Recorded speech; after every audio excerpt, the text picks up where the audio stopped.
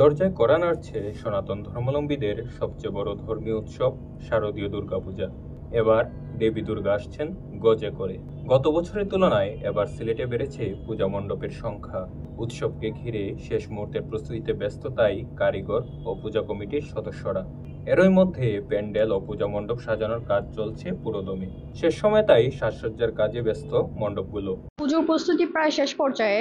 আর এবার মা দুর্গা আসছেন হাতিতে এবং গমন করবেন তিনি দোলনায়।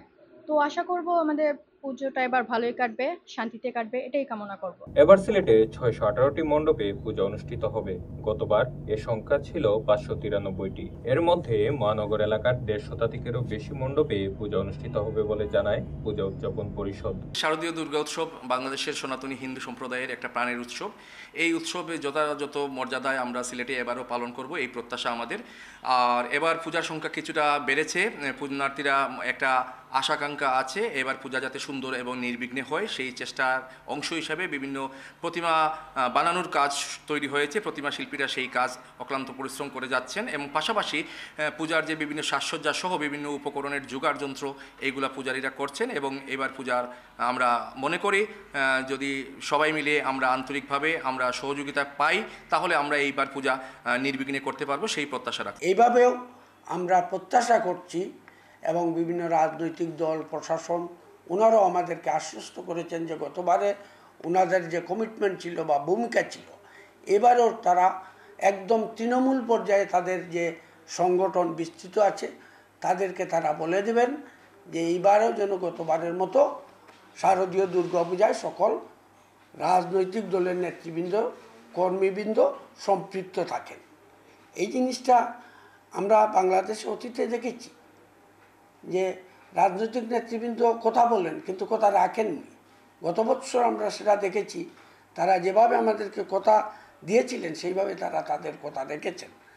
যার কারণে বাংলাদেশে গত বছর শারদীয় দুর্গাপূজায় কোনো বিচ্ছিন্ন ঘটনা বা অনাকাঙ্ক্ষিত ঘটনা ঘটে নাই।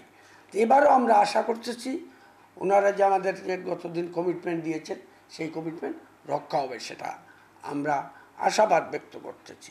এদিকে প্রশাসন বলছে দুর্গাপূজা যেন নির্বিঘ্নে অনুষ্ঠিত হয় সে লক্ষ্যে কাজ করছে আইন শৃঙ্খলা রক্ষাকারী বাহিনী। উৎসবকে কেন্দ্র করে সীমান্ত এলাকায় বাড়তি নিরাপত্তা জোরদার করেছে বিজিবি। আমরা মাঠে সব ধরনের পর্যালোচনা এবং পর্যবেক্ষণ চালাচ্ছি।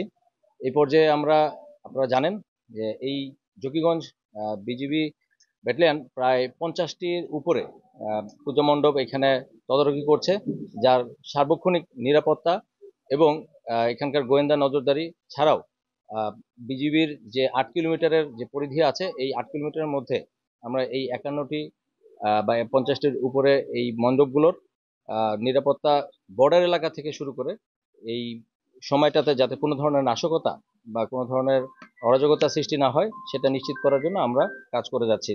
আর মাত্র একদিনের অপেক্ষা। বছর ঘুরে সনাতন ধর্মাবলম্বীদের এই বড় উৎসব শারদীয় দুর্গাপূজা সবার জন্য শান্তির বার্তা নিয়ে আসবে, এমনটাই প্রত্যাশা ভক্তবৃন্দের। নয়ন সরকার, ইমজা নিউজ, সিলেট।